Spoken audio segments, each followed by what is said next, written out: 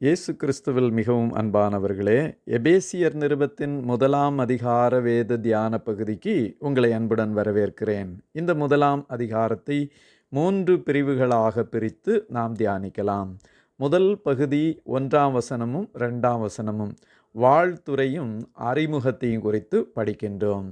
2வது பகுதி 3ஆம் வசனத்திலிருந்து 14ஆம் வசனம் வரைக்கும் கிறிஸ்துவில் உள்ள ஆவிக்குரிய ஆசீர்வாதங்களை குறித்தும் துதியின் பாடலை குறித்தும் இந்த பகுதியிலே படிக்கின்றோம்.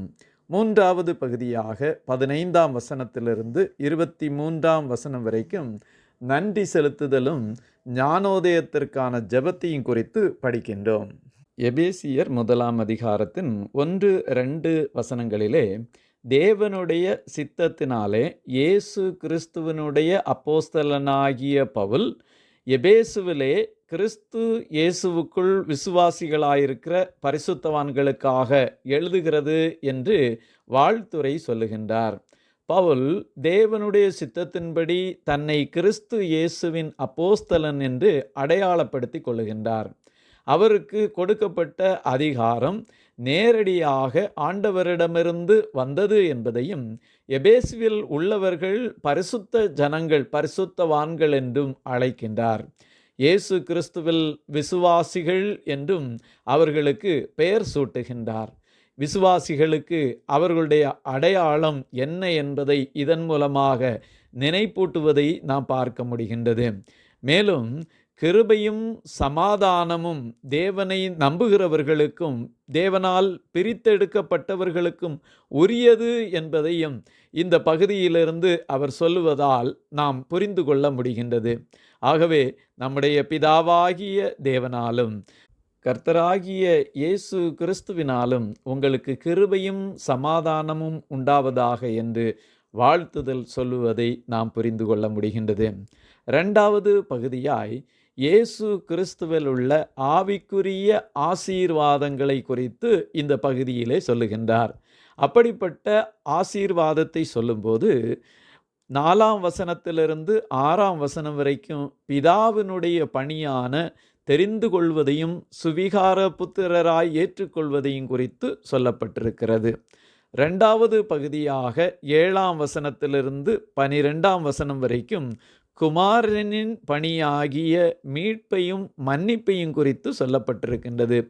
3வது பகுதியாக பரிசுத்த ஆவியானவருடைய கிரியையை குறித்து, அதாவது முத்திரையிடுதலும் உத்தரவாதம் கொடுப்பதை குறித்தும் 13-14ஆம் வசனங்களிலே வாசிக்கின்றோம்.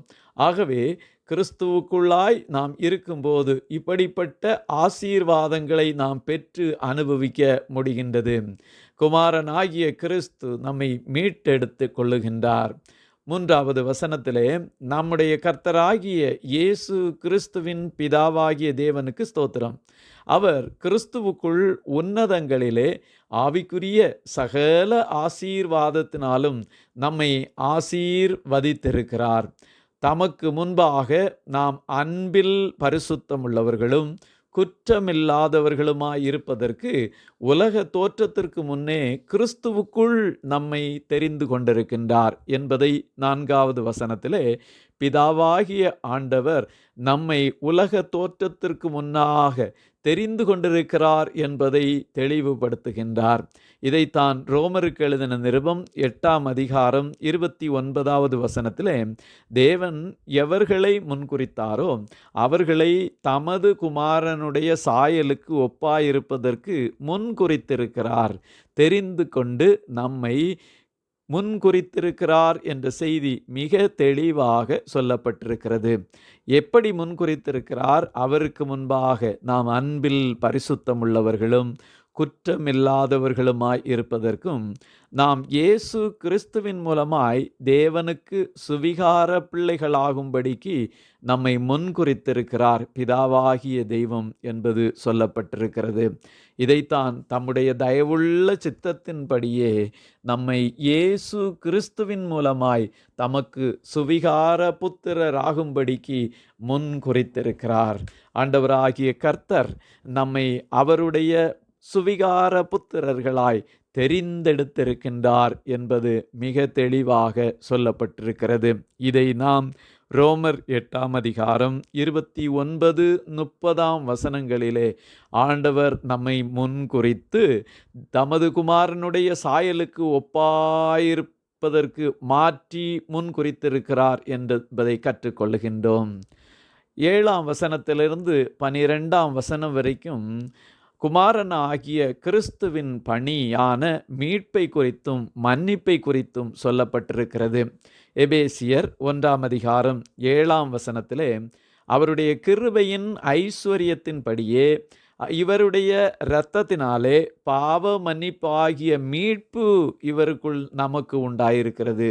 இயேசு கிறிஸ்துவின் இரத்தத்தினாலே பாவ மன்னிப்பாகிய மீட்பு. வேறு எந்த வழியிலும் பாவ மன்னிப்பாகிய மீட்பு நமக்கு கிடைப்பதற்கு வாய்ப்போ வழியோ இல்லவே இல்லை. ஒரே வழி இயேசு கிறிஸ்துவின் இரத்தத்தினாலே பாவ மன்னிப்பாகிய மீட்பு. அன்பானவர்களே, நம் ஒவ்வொருவருக்கும் இது உரியது. ஆகவே பாவத்திலிருந்து விடுதலை கொடுக்கின்ற இரட்சகராகிய இயேசு கிறிஸ்துவை விசுவாசித்து இந்த பாவ மன்னிப்பின் மீட்பை நாம் பெற்றுக்கொள்வோமாக. இதை கொலோசேயர் 1:13-14 நாம் வாசிக்கும்போது அவருடைய இரத்தத்தினாலே பாவ மன்னிப்பாகிய மீட்பு நமக்கு உண்டாயிருக்கிறது என்பதை புரிந்து கொள்ளுகின்றோம். இயேசு கிறிஸ்துவாகிய இரட்சகர் சிலுவையிலே நமக்காக பாடுபட்டு இரத்தம் சிந்தி இந்த பெரிய மீட்பை நமக்கு சம்பாதித்திருக்கிறார். இந்த மீட்பை நாம் எப்படி பெற்றுக்கொள்ளுகின்றோம்? 1:8 அந்த கிருபையை அவர் சகல ஞானத்தோடும் புத்தியோடும் எங்களிடத்தில் பெருக பண்ணினார். ஆண்டவர் கிருபையோடும் ஞானத்தோடும் புத்தியோடும் அதை அவருடைய ஊழியக்காரர்களாகிய அப்போஸ்தலர்கள் மூலமாக பெருக பண்ணியிருக்கிறார். இதைத்தான் கொலோசியர் 1:9 பின்பகுதியிலே நீங்கள் எல்லா ஞானத்தோடும் ஆவிக்குரிய விவேகத்தோடும் அவருடைய சித்தத்தை அறிகிற அறிவினாலே நிரப்பப்பட வேண்டும் என்பதற்காக ஜெபிக்கிறேன் என்று சொல்லி இருக்கின்றார். 3வது பகுதியாய் பரிசுத்த ஆவியானவருடைய கிரியையான முத்திரை போடுதலையும் உத்தரவாதம் கொடுப்பதையும் குறித்து 13-14 வாசிக்கின்றோம். நீங்களும் உங்கள் இரட்சிப்பின் சுவிசேஷமாகிய சத்திய வசனத்தை கேட்டு விசுவாசிகளானபோது வாக்குத்தத்தம் பண்ணப்பட்ட பரிசுத்த ஆவியால் அவருக்குள் முத்திரை போடப்பட்டீர்கள். அவருக்கு சொந்தமானவர்கள் அவருடைய மகிமைக்கு புகழ்ச்சியாக மீட்கப்படுவார்கள் என்று ஆவியானவர் தம்முடைய சுதந்திரத்தின் அச்சாரமாயிருக்கின்றார். ஆவியானவர் நமக்கு சுதந்திரத்தின் அச்சாரம். அவர் நம்மை முத்திரை போட்டிருக்கின்றார். ஏனென்றால் பரிசுத்த ஆவியானவர் நம்மோடு கூட இருந்து சாட்சி கொடுக்கின்றார். இதைத்தான் ரோமர் 8:16 நாம் தேவனுடைய பிள்ளைகளாய் இருக்கிறோம் என்று ஆவியானவர் தாமே நம்முடைய ஆவியுடனே கூட சாட்சி கொடுக்கிறார் என்பதை வாசிக்கின்றோம். அதே போல 2 கொரிந்தியர் 5:5 இதற்கு நம்மை ஆயத்தப்படுத்துகிறவர் தேவனே. ஆவி என்னும் அச்சாரத்தை நமக்கு தந்தவரே அவரே. அச்சாரம் என்பது முன்பணம், முன் உறுதியாக அளிக்கப்படும் பொருள், அட்வான்ஸ் கொடுக்கின்ற ஒரு பகுதியாக இருக்கின்றது. தேவனுக்கு சொந்தமானவர்கள் நாம் என்று பரிசுத்த ஆவியானவர் நமக்காக முன் உறுதியாக முன்பணம் கொடுப்பது போல அவர் நிச்சயமாய் நமக்கு அனைத்தையும் கொடுத்து நாம் கிறிஸ்துவினுடையவர்கள் என்பதை ஆதாரப்படுத்தி இருக்கிறார் என்பதை பார்க்க முடிகின்றது. 3வது பகுதியாக நன்றி செலுத்துதலும் ஞானோதயத்திற்கான ஜெபத்தையும் குறித்து நாம் படிக்கின்றோம். 17 நம்முடைய கர்த்தராகிய இயேசு கிறிஸ்துவின் தேவனும் மகிமையின் பிதாவுமானவர் தம்மை நீங்கள் அறிந்து கொள்வதற்கான ஞானத்தையும் தெளிவையும் அளிக்கிற ஆவியை உங்களுக்கு தந்தருள வேண்டுமென்றும் தாம் நம்மை அழைத்ததினாலே நமக்கு உண்டாயிருக்கிற நம்பிக்கை இன்னதென்றும் பரிசுத்தவான்களிடத்தில் தமக்கு உண்டாயிருக்கிற சுதந்திரத்தினுடைய மகிமையின் ஐஸ்வர்யம் இன்னதென்றும் என்று சொல்லி தொடர்ந்துள்ள பகுதியிலே சொல்லப்பட்டிருக்கிறது. நம்முடைய கர்த்தராகிய இயேசு கிறிஸ்துவாகிய கடவுள் மகிமையின் பிதாவானவர், தெய்வமானவர். அவர் நமக்கு ஞானத்தையும் தெளிவையும் கொடுக்கிறவர். இதை கொலோசையர் 1:9 நாங்கள் அதை கேட்ட நாள் முதல் உங்களுக்காக இடைவிடாமல் ஜெபம் பண்ணுகிறோம். நீங்கள் எல்லா ஞானத்தோடும் ஆவிக்குரிய விவேகத்தோடும் அவருடைய சித்தத்தை அறிகிற அறிவினாலே நிரப்பப்பட வேண்டும் என்று சொல்லப்பட்டிருக்கிறது. ஆண்டவருடைய சித்தத்தை அறிகிற அறிவினாலே நாம் நிரப்பப்படுவதற்கு ஆண்டவர் நமக்கு ஞானத்தை தருவாராக. நாமும் இப்படியாய் நமக்காகவும் பிறருக்காகவும் ஜெபிக்க வேண்டும். ஆண்டவர் ஆவிக்குரிய ஞானத்தை கொடுப்பதற்காக.